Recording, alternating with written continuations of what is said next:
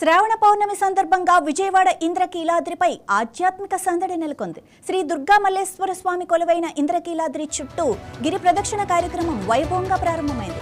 పౌర్ణమి రోజున ఇంద్రకీలాద్రి గిరి ప్రదక్షిణ చేయటం ఎంతో విశిష్టమని భక్తుల విశ్వాసం. ఘాట్ రోడ్డు ప్రవేశ మార్గం వద్ద ఉన్న శ్రీ కామధేను అమ్మవారి సన్నిధి నుంచి గిరి ప్రదక్షిణ ప్రారంభమైంది.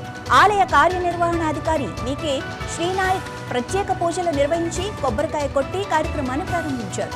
దేవస్థానం స్థానాచార్యులు వి శివప్రసాద్ శర్మ తదితరులు పూజా కార్యక్రమాల్లో పాల్గొన్నారు. ఇక గిరి ప్రదక్షిణలో ఆధ్యాత్మికతతో పాటు సాంప్రదాయ కళలు ప్రత్యేక ఆకర్షణగా నిలిచాయి.